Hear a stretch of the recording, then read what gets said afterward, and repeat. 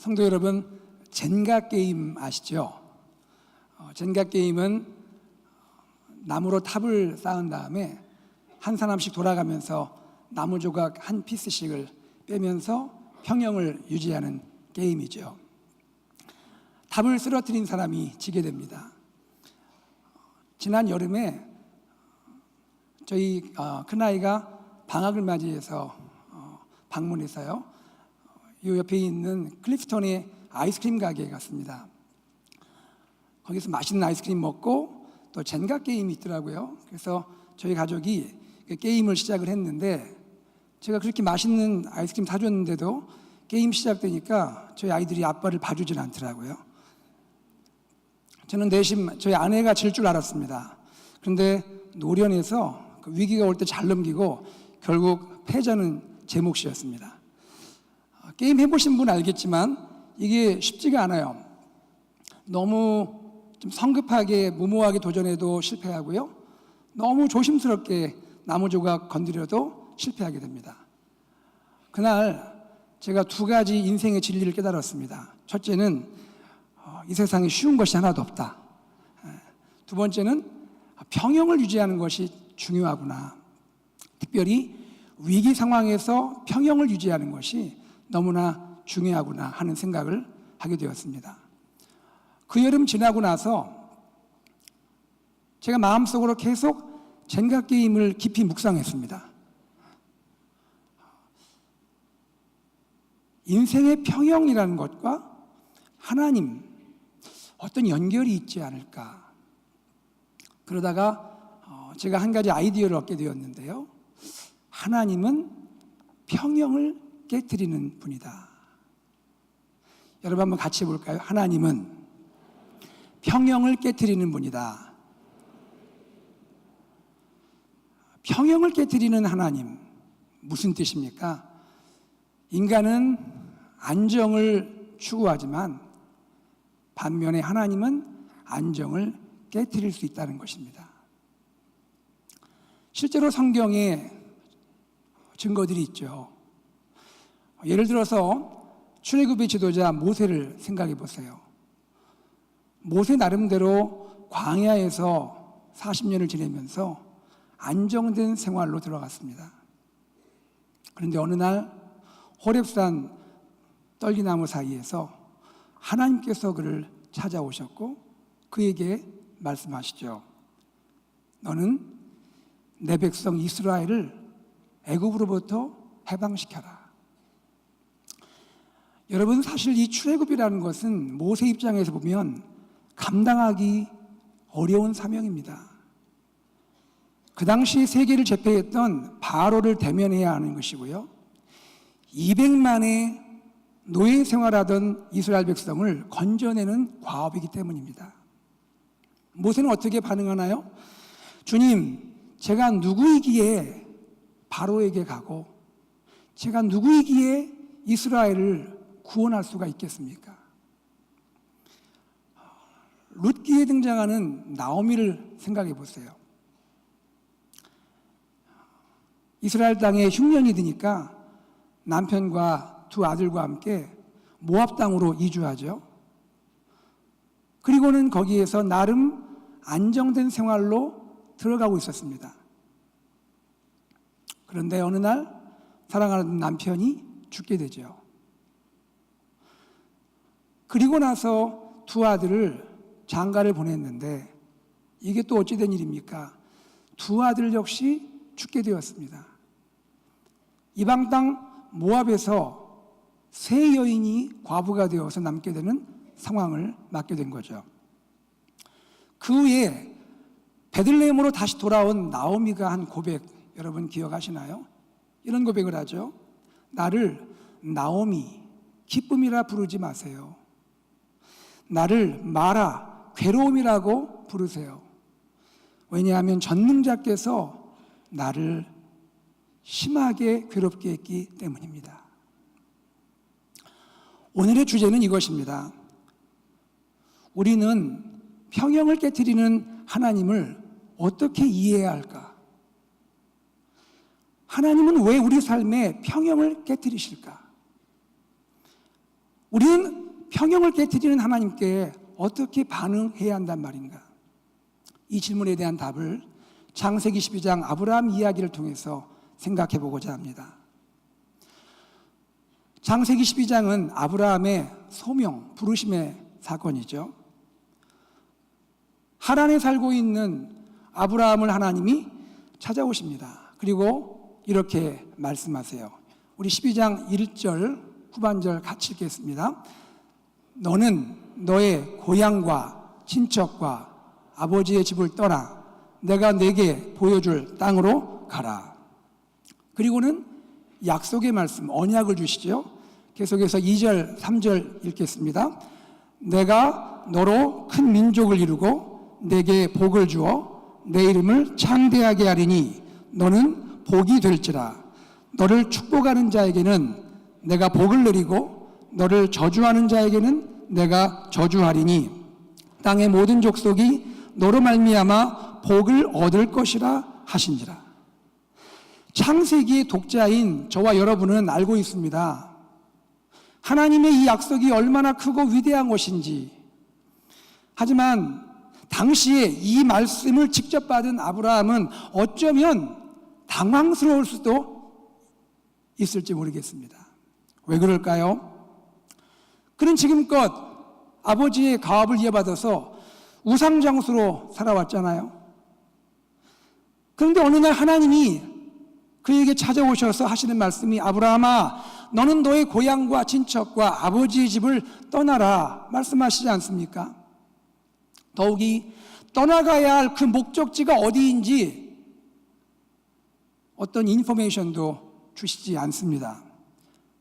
물론 떠나라는 말씀과 함께 축복의 약속 언약이 주어지긴 했지만 현실적으로 보면 그것은 약속일 뿐이지 아직 손에 잡히는 무엇은 아니지 않습니까?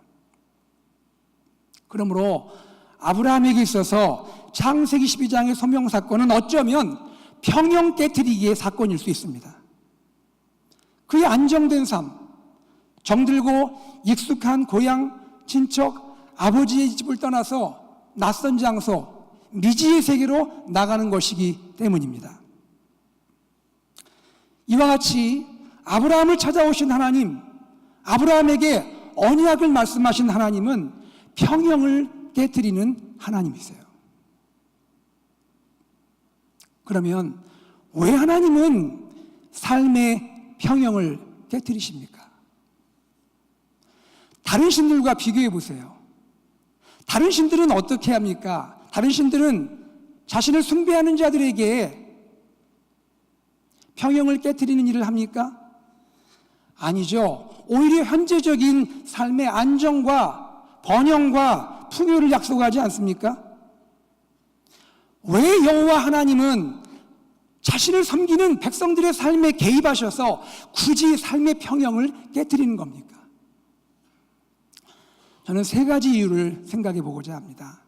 첫째는요, 우리에게 자유를 주시기 위함이에요. 인간은 누구나 다 안정을 추구하죠. 현재의 삶에서 떠나는 거 싫어합니다. 아니, 저항합니다. 왜냐하면 그것이 편하기 때문이에요.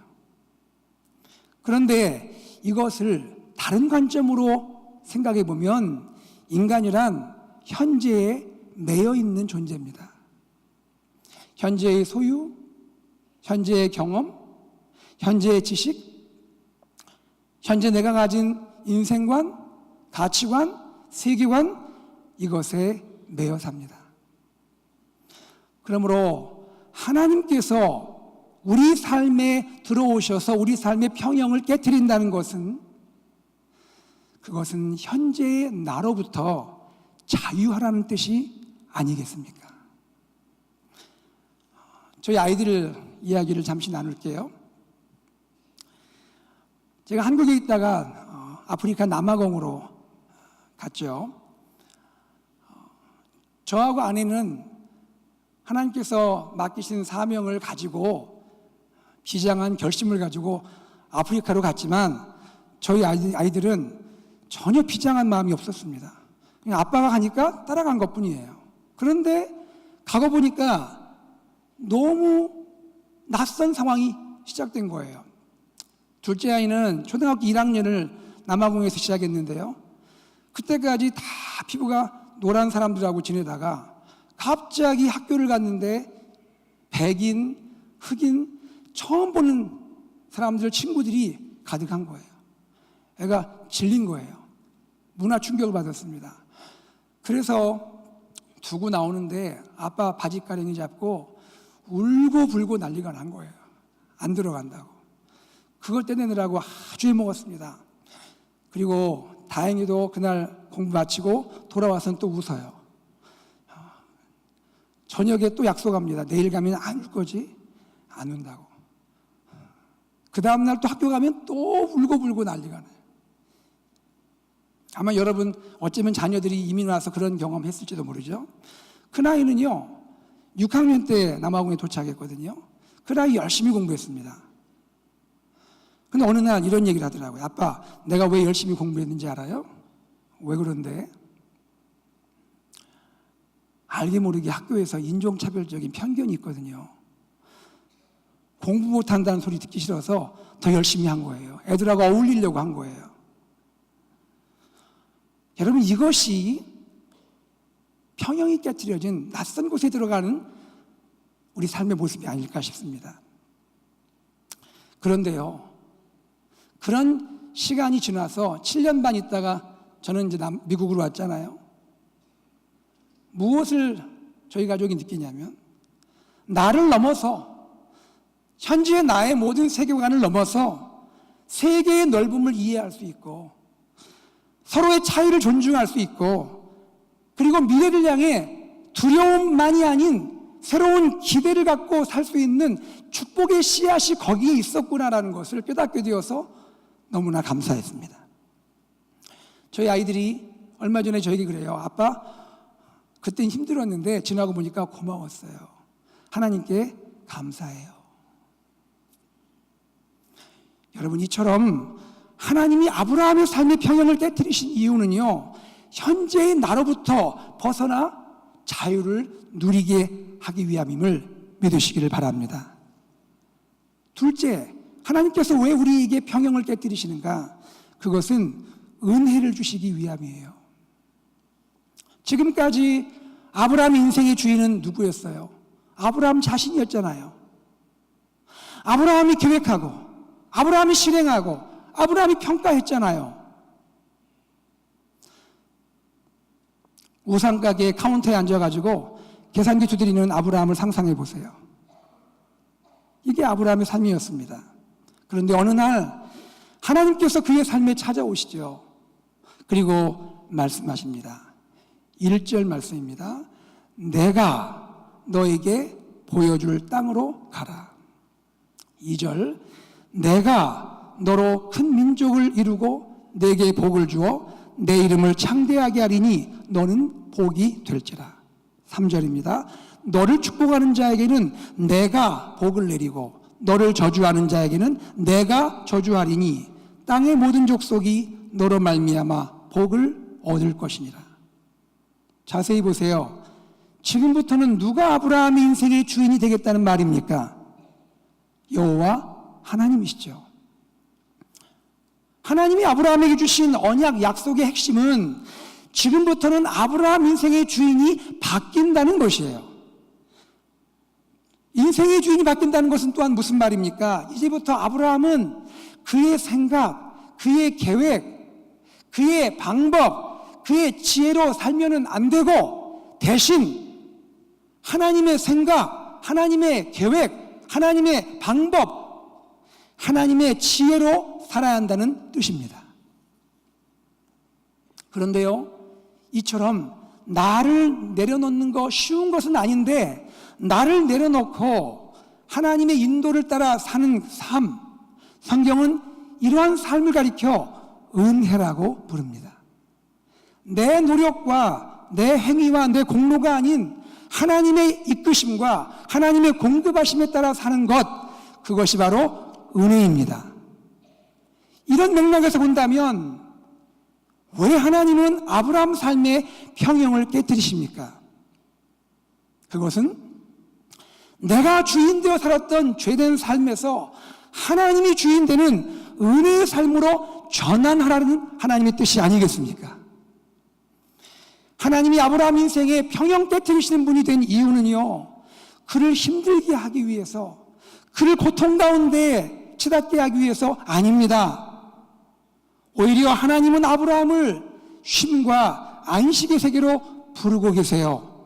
지금까지 내가 주인 되어 살았던 수고하고 무거운 인생을 내려놓고 하나님 안에서 영혼의 평안을 누리라는 하나님의 초청인 것입니다. 사랑하는 여러분, 우리가 이런 하나님의 마음을 온전히 이해할 수만 있다면 우리의 삶은 달라지지 않을까요? 삶의 평형이 깨짐으로 마음이 아프고 힘들고 고통스러운 것은 사실이지만, 그러나 하나님의 뜻을 이해한다면 거기에서 벗어나 다시 한번 얼굴을 들고 기쁨과 감사함으로 하나님께 찬양을 드릴 수 있지 않겠냐는 것입니다. 셋째, 왜 하나님이 삶의 평형을 깨뜨리시나요? 하나님이 온 우주의 통치자인 것을 보여주시기 위함이에요. 하나님은 아브라함에게 뭐라 말씀하세요? 떠나라, 가라. 이것은요, 고대 근동 다심는 사회에서는 상상할 수 없는 일입니다. 아브라함 당시뿐 아니라 고대 사회에서 통용되던 신관, 신에 대한 이해는 무엇입니까? 주로 지역신이에요. 부족신이에요. 금오스신, 밀검신, 몰렉신, 그 후에 엘리야 시대에 등장했던 바알신, 아세라신, 모두가 특정한 지역, 특정한 부족과 관계된 거기에 한정된 신입니다. 그런데 지금 아브라함에게 말씀하신 하나님은 어떤 하나님이십니까? 떠나고 가라고 말씀하십니다. 현재의 세계를 넘어서 미지의 세계로 나아가라고 말씀하십니다. 이것은 무슨 의미입니까? 아브라함을 찾아오신 하나님은 특정 지역과 특정 부족의 메인 신이 아니라는 것입니다. 여호와 하나님은 지역과 부족을 넘어 온 세계와 열방, 온 우주를 다스리고 통치하시는 전능하신 하나님이심을 보여주고 계시는 겁니다. 사랑하는 여러분, 비전이 무엇입니까? 비전이란 나를 넘어서 이웃과 세계와 우주를 바라보는 것 아닙니까? 이 점에서 아브라함의 하나님, 떠나라, 가라 말씀하시는 하나님은 아브라함의 가슴에 비전을 심어주시는 하나님이십니다. 또한 비전이 현재를 넘어 미래를 꿈꾸는 것이라 할 때 아브라함에게 너의 자손을 통하여 큰 민족을 약속하신 하나님은 현재를 넘어 미래를 보여주시는 진정한 비전의 하나님인 것을 믿으시기를 바랍니다.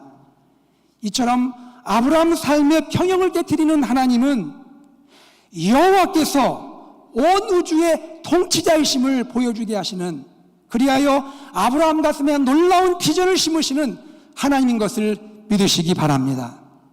사랑하는 여러분, 하나님께서 우리 삶의 평형을 깨뜨리는 이유가 뭐라 했습니까? 우리 안에 자유를 주시기 위함이에요. 우리에게 은혜를 주시기 위함이에요. 우리 안에 하나님은 온 우주의 통치자임을 알게 하시기 위함입니다. 그러면 우리는 이 평형을 깨뜨리는 하나님께 어떻게 반응해야 할까요?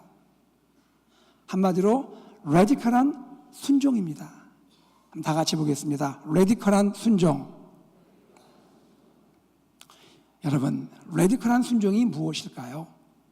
사전을 보니까요, 레디컬이라는 단어는 정치적으로는 철저하고 완전한, 철학적으로는 근본적인 이란 뜻이에요. 오늘날 복음주의 기독교 진영에서 이 레디컬이라는 단어가 많이 대중화됐죠. 아마 공헌을 한 이유 중에는 데이빗 플랫 목사님의 저서 레디컬이라는 책이 있을 것 같아요. 이 책에서 저자는 이렇게 우리에게 지적합니다. 기독교가 복음을 얼마나 문화적 취향에 따라 변형을 시켰는지 곰곰이 생각할 필요가 있다고 합니다. 그는 주장합니다. 우리는 우리가 조금 더 편안하게 다가갈 수 있는 그런 인물로 예수님을 바꾸어 놓았습니다. 이런 의미에서 볼 때, 즉 레디컬을 철저하고 근본적인 의미를 갖는 단어로 해석할 때 아브라함은 하나님의 말씀에 레디컬한 순종을 했어요. 우리 4절 말씀 한번 읽겠습니다. 4절 시작. 이에 아브라함이 여호와의 말씀을 따라갔고 롯도 그와 함께 갔으며 아브라함이 하란을 떠날 때에 75세였더라. 5절도 읽을까요? 아브라함이 그의 아내 사레와 조카 롯과 하란에서 모은 모든 소유와 얻은 사람들을 이끌고 가나안 땅으로 가려고 떠나서 마침내 가나안 땅에 들어갔더라. 특별히 창세기 12장에 아브라함의 순종이 레디컬하다라고 말할 수 있는 이유가 있습니다. 첫 번째는요, 그는 여호와 하나님의 말씀 그대로 순종했습니다. 4절에 이해라는 말이 나오죠. 이해. 이 이해라는 말의 히브리 원어의 뜻을 직역하면 이렇습니다. 그리하여 아브라함이 여호와께서 말씀하신 것 같이라고 되어 있습니다. 아브라함의 순종의 동기와 아브라함의 순종의 기준은 오직 하나님의 말씀 그 자체였습니다. 인간의 계산에 기초를 둔 순종이 아니었습니다. 둘째로요, 왜 아브라함의 순종이 레디컬하냐? 아직 그의 믿음이 성숙하지 못한 단계였거든요. 창세기 12장의 아브라함의 이름은 무엇입니까? 아브람이죠. 아브람은 단지 과거의 이름이 아니죠. 아직 믿음이 온전히 성숙하지 못한 그의 마음을 보여주는 이름인 것이죠.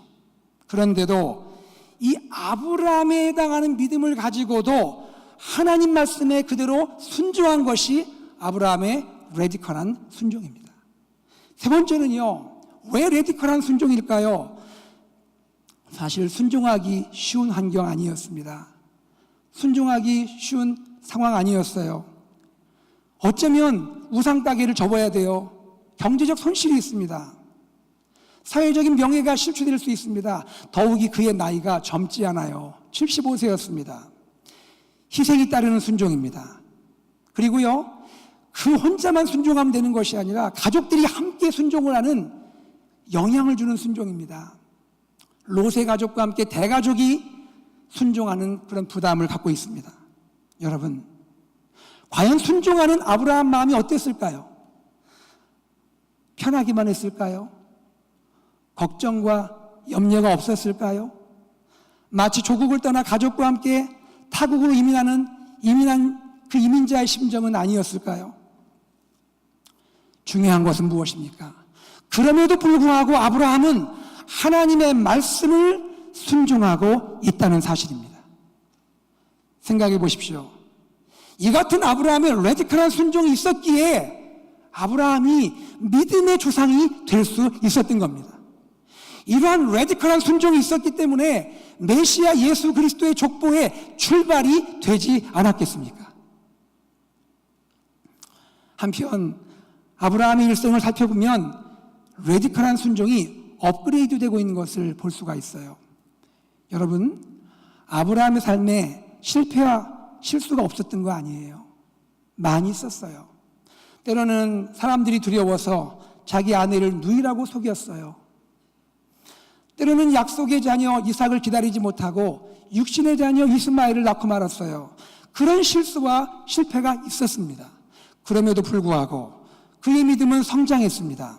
그리고 창세기 22장에 이르러서는 인간으로서 상상할 수 없는 어마어마한 순종을 하나님께 드렸죠. 100세에 얻은 아들 독자 이삭을 하나님께 제물로 드리는 순종으로 나아가고 있습니다. 하나님도 깜짝 놀라신 것 같아요. 하나님 뭐라 말씀하셨습니까? 창세기 22장 12절 말씀입니다.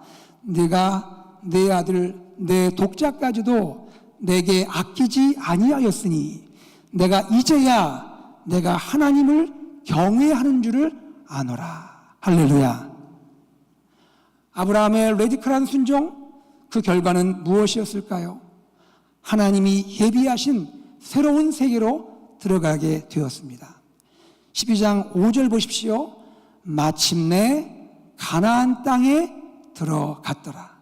여기에 마침내라는 것은 히브리서 11장 8절에 보면 갈 바를 알지 못하고 떠났는데 결국 하나님의 인도하심에 의해서 도착하고 보니라는 뜻입니다.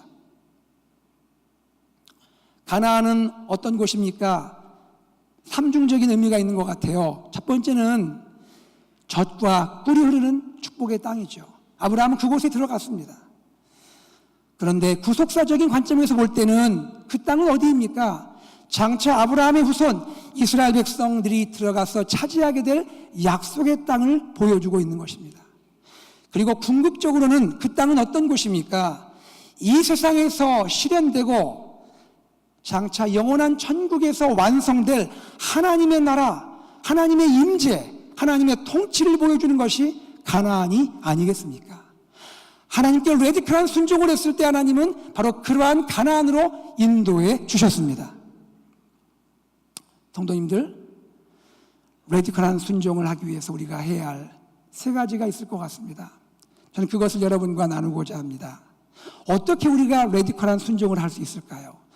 첫 번째, 하나님의 말씀을 들어야 합니다. 다 같이요. 하나님의 말씀을 듣자. 아브라함의 레디컬한 순종은요, 아브라함 자신에게서 나온 것이 아니에요. 하나님이 찾아오셨고 하나님이 말씀하셨을 때 말씀에 대한 반응으로 결과된 것이 레디컬한 순종입니다. 우리도 마찬가지입니다. 하나님의 말씀을 들어야 하는데요, 말씀을 들을 때 주의해서 잘 들어야 합니다. 하나님이 지금 나에게 가라고 하시는지, 하나님이 지금 나에게 머물라고 하시는지 우리 영적인 귀가 열려서 잘 들을 수 있기를 간절히 소망합니다. 둘째로요, 레디컬한 순종을 위해서 무엇을 해야 할까요? 하나님께 기도해야 합니다. 다 같이요. 하나님께 기도하자. 조카 롯이 살고 있는 소돔과 고모라가 멸망한다는 이야기를 들었을 때 아브라함은 여호와 하나님과 대화를 시작했죠. 하나님께 간절히 간구했죠. 하나님, 그 땅에 의인 50명만 있어도 멸망시키겠습니까? 45명은요? 40명은요? 아브라함은 삶의 위기가 오고 평형이 깨질 것 같은 상황이 될 때 하나님께 대면하여 대화하고 기도했습니다. 우리 사랑하는 예수님도 이 땅을 사셨지요. 우리와 똑같이 육을 가지셨고 그분도 배고프셨고 피곤하셨고 우리와 똑같이 지내셨습니다. 어느 날 예수님께도 이 땅에서의 삶의 평형이 깨지는 날이 왔죠. 그분이 십자가에 달려 죽게 된 날이 왔습니다. 예수님도 쉬운 거 아니었습니다. 얼마나 고통스러운지 주님도 알고 계셨습니다. 주님 괴로워만 한 것이 아니죠. 어떻게 하셨습니까? 겟세마네로 가셨죠. 그곳에서 간절히 기도하셨습니다. 내 아버지여, 만일 할만하시거든 이 잔을 내게서 지나가게 하옵소서. 그러나 나의 원대로 하지 마옵시고 아버지의 원대로 하옵소서. 이것이 삶의 평형이 깨지는 상황에서 예수님이 드렸던 기도의 내용입니다. 우리 그러한 기도를 주님께 드릴 수 있기를 간절히 소망합니다. 셋째, 레디컬한 순종을 위해 우리는 어떻게 살아야 합니까? 하나님을 신뢰해야 합니다. 다 같이요. 하나님을 신뢰하자. 우리 자녀들이 이러한 찬양의 고백을 자주 드리죠. God is good all the time. All the time, God is good. 저와 여러분이 한번 해볼까요? God is good. 아니죠. All the time을 하셔야죠. God is good. All the time. 하나님 좋으신 분이세요. 제가 2001년에 필리핀에서 선교사로 있을 때 저희 아이와 함께 좋은 수영장에 가서 수영을 할 기회가 있었습니다. 필리핀에서 그 다이빙을 우리 아이가 처음 시도하게 됐는데요. 해보라고 했어요. 다이빙 해보라고. 근데 앞에 가더니 계속 물을 보고 못하는 거예요. 계속 망설이는 거예요. 제가 물속에 들어갔습니다. 들어가서 아빠 여기 물속에 있으니까 뛰어내려. 다이빙해. 그랬더니 고민을 좀 해보더니 뒤로 몇 발자국 뒤로 가더니 눈을 꽉 감고 앞으로 돌진했습니다. 공중을 향해서 비상을 했습니다. 그리고 정확히 제 앞으로 착지하게 되었습니다. 안전하게 성공했어요. 여러분은 별로 기쁘지 않으신가 봐요. 저는요, 그때에도 그렇고 그 후로도 세상에서 그렇게 멋지게 다이빙하는 사람을 본 적이 없습니다.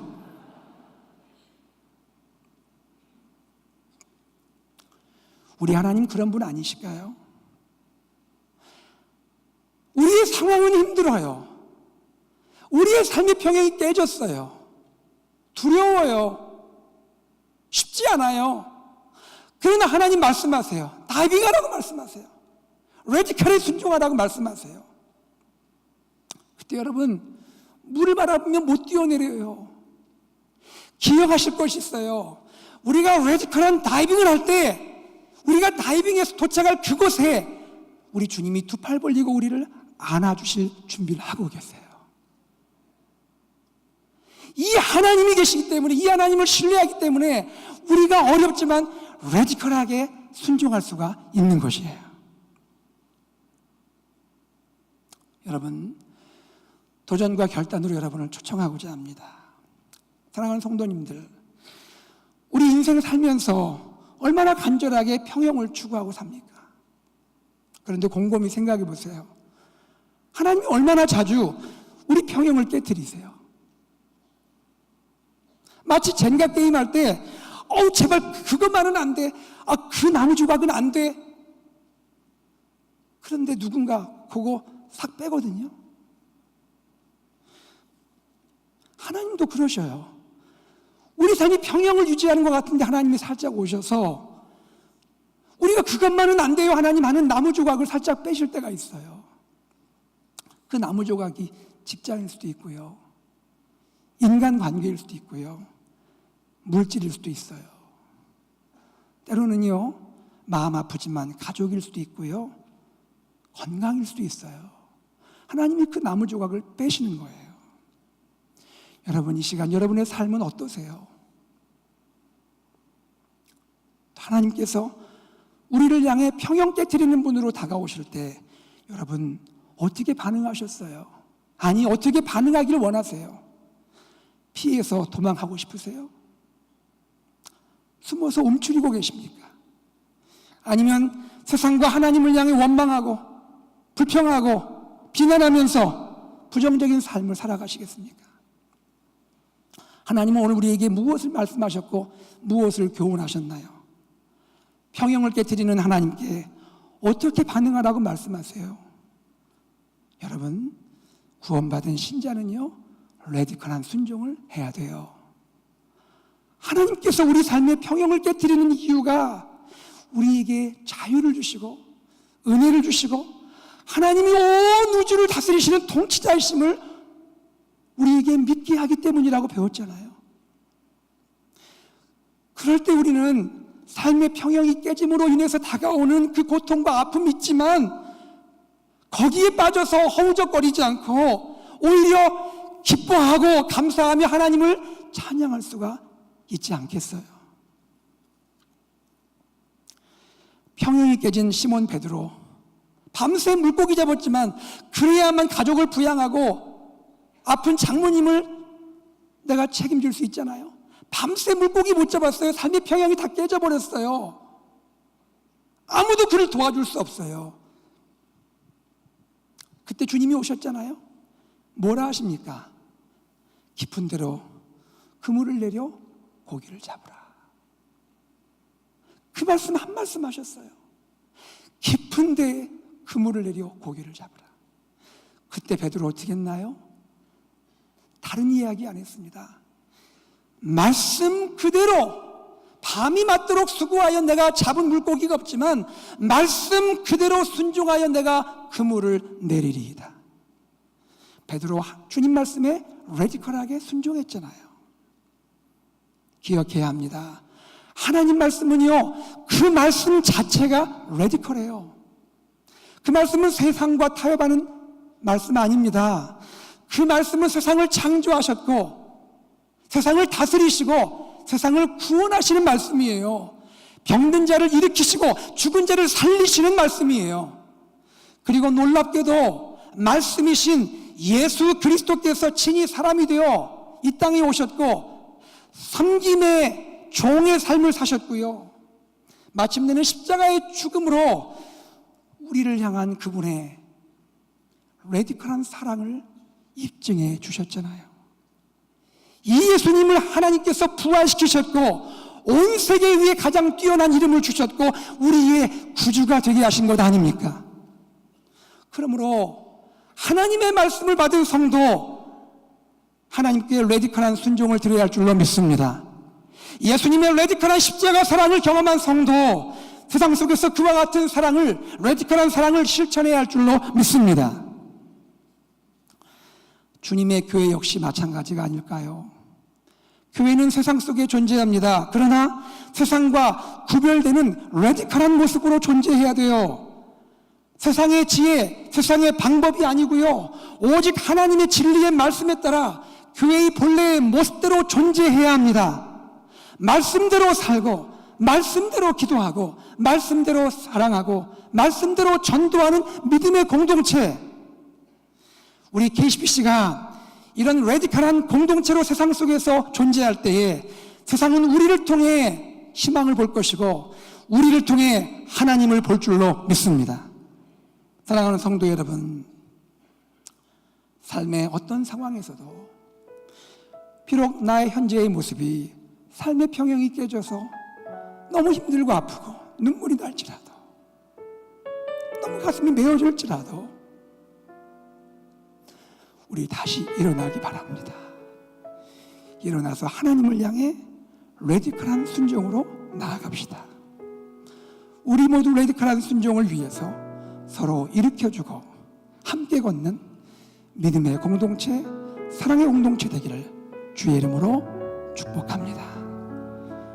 우리 시간 함께 주님께 찬양하겠습니다. 전능하신 나의 주 하나님은, 우리 다 같이 일어나셔서 하나님 찬양하겠습니다.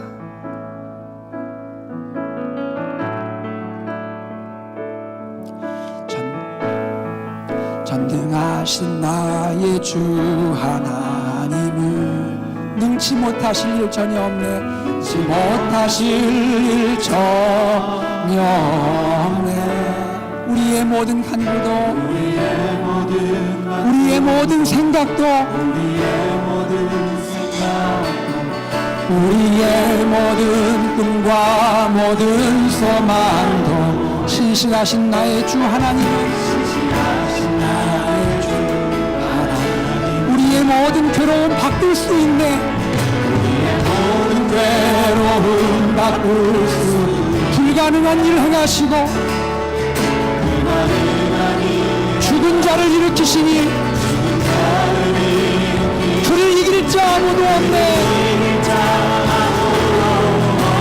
주의 말씀을 위하여, 아멘.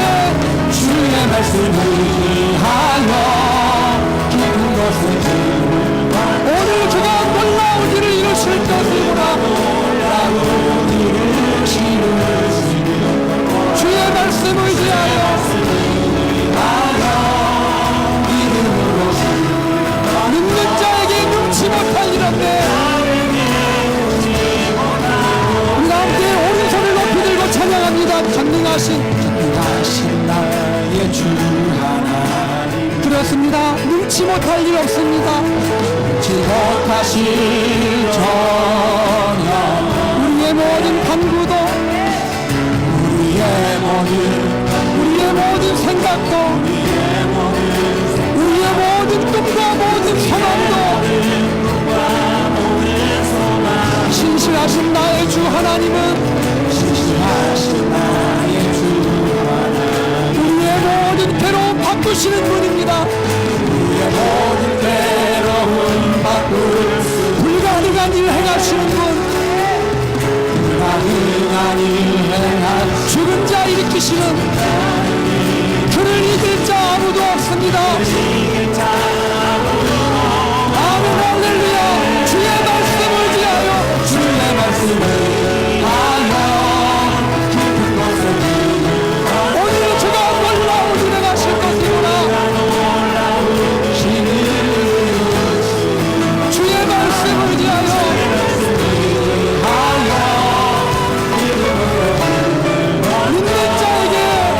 믿는 자에게 눈치 못하오네.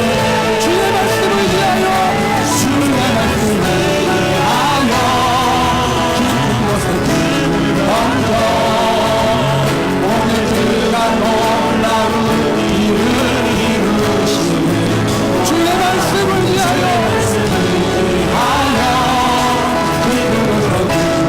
믿는 자에게 눈치 못하옵습니다. 눈치 못하오네. 사랑하는 성도 여러분, 이 시간 기도하겠습니다. 때로는 내 삶의 평형을 깨뜨리시는 주님, 아버지의 깊은 마음을 깨닫게 하셔서 감사합니다. 지금 나의 고통과 아픔의 현실 속에서도 다시 믿음의 눈을 들어 하나님 바라보기 원합니다. 나의 평생 말씀 앞에서 외득한 순종의 삶을 살기 원합니다. 우리 다 함께 기도하겠습니다. 하나님 아버지 은혜를 감사합니다. 고맙습니다. 하나님 이 시간 우리의 삶의 평형을 깨뜨리시는 주님 앞에서 아브라함처럼 하나님이 우리가 외득한 순종으로 나아가기를 간절히 원합니다. 주님 우리에게 찾아오신 외득한 아버지 하나님이 우리가 순종을 해야 할 이유는 평형을 깨뜨리신 이유는 우리에게 은혜를 주시고 자유를 주시고 하나님이 온 세상의 통치자임을 보여주시기 때문입니다. 우리를 하나님 버리심도 아니고 우리를 아버지 하나님이 방관하심도 아닙니다. 하나님 우리가 말씀하기에 듣기를 하시고 기도하게 하시고 하나님이여 하나님을 신뢰하게 하옵소서. 외득한 순종으로 나아가게 하옵소서. 하나님께서 외득하신 주님 외득한 십자가의 사랑으로 우리 함께 하시고 말씀 주실 때 우리가 순종의 삶을 살기 원합니다. 하나님 도와주시옵소서. 하나님 아버지 우리가 주님께 말씀의 앞에서 우리가 나이비가기 원합니다. 우리 기다리시는 주님 앞에 나이비가기 원합니다. 하나님 도와주시고 인도하시고 축복하여 주시옵소서. 하나님 아버지, 때로 우리의 삶의 평형이 깨져서 우리가 힘들고 아프고 고통스러울 때가 있습니다. 하나님, 우리 너무 어렵고 힘들어서 남들이 모르는 눈물을 흘릴 때가 있습니다. 주여 우리의 마음을 찾아와 주셔서 하나님이 왜 우리에게 평형을 깨뜨리셨는지 발견하게 하여 주시옵소서. 하나님 은혜 주시고 자유 주시고 하나님이 온 세상을 다스리시는 분임을 믿게 하여 주시옵소서. 하나님 고통과 아픔의 현실 속에서도 레디컬한 순종으로 나아가게 하여 주시옵소서. 믿음의 눈을 들어 주님 바라보게 하여 주시옵소서. 우리의 삶에 하나님 안에서 진정한 승리가 있게 하여 주시옵소서. 성도들의 삶을 위로하여 주시옵소서. 주 예수 그리스도 이름으로 기도드리옵나이다. 아멘. 우리 주 예수 그리스도의 은혜와 하나님의 사랑과 성령의 교통하심이 삶의 어떤 상황에서도 말씀에 순종하며 살기를 소망하고 결단하는 주의 모든 백성 위에 지금부터 영원까지 함께 있을지어다. 아멘.